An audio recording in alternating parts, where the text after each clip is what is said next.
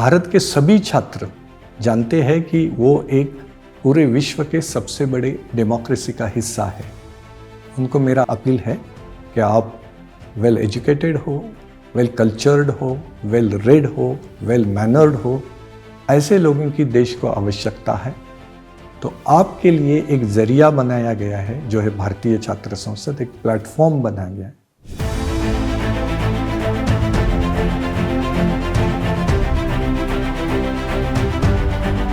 भारतीय छात्र संसद ये सबसे बड़ा मंच उभर के आया जो MIT स्कूल ऑफ गवर्नमेंट का एक हिस्सा था।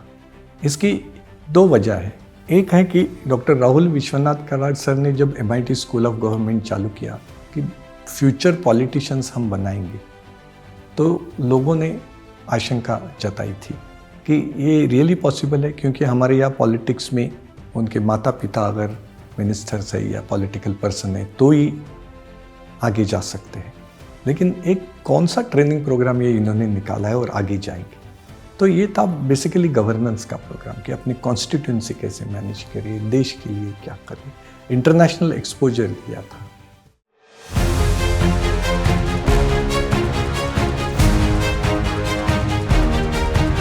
फिर उन्होंने बात जताई, TN शेषन साहब जो उस टाइम के चीफ इलेक्शन कमिश्नर थे, रिटायर्ड थे, क्या हम बना सकते हैं?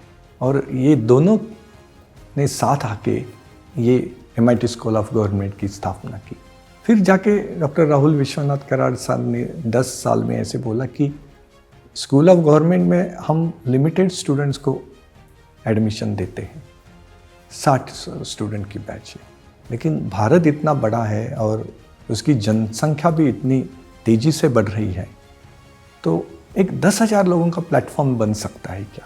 और उन्होंने फिर भारतीय छात्र संसद की निर्मित की। तो मैं वजह ये बोलूँगा कि डॉक्टर राहुल कराड सर की कंसेप्ट, TN शेषन का उनको सपोर्ट और बाकी सब faculty MIT school of government के और MIT के एडमिनिस्ट्रेशन ने जो साथ डॉक्टर राहुल विश्वनाथ कराड सर का दिया और अप्रतिम योगदान दिया, उसके वजह से MIT स्कूल ऑफ गवर्नमेंट और MIT का ये भारतीय छात्र संसद उभर के आया है।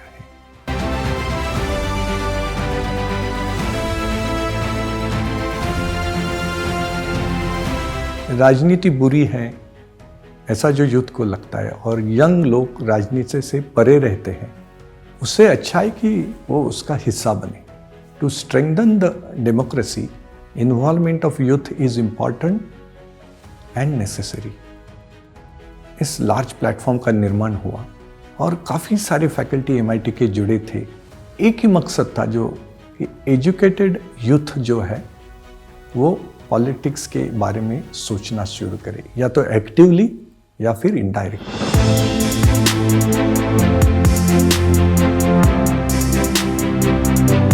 I want to share one anecdote here that the inauguration was post 11 p.m.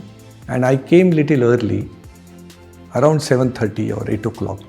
I entered the campus and I see that lots of students are walking inside MIT with their suitcases, and I asked, you are from which area? Then they told, we are from Bihar, we are from different part of Maharashtra, and we have come to participate in Bharatiya Chhatra Sansad. Okay, so how did you arrive in Pune? Sir, we came by train and we reached at 4 a.m. We were not knowing what is the transport, and around 4 to 7 they slept on platform, and 7 o'clock they started walking to MIT with the suitcase.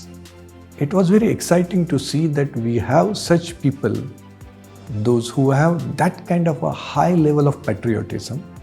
They have high energy to contribute to their own country, and they are excited to be part of such kind of a platform, Bharatiya Chhatra Sansad.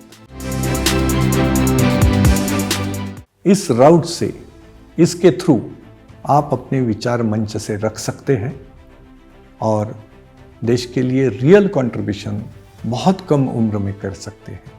तो website पे आप जाके QR code से register कीजिए और हम आपके लिए वेट कर रहे 8, 9, 10 फरवरी 2025 के 14वें एपिसोड भारतीय छात्र संसद के लिए।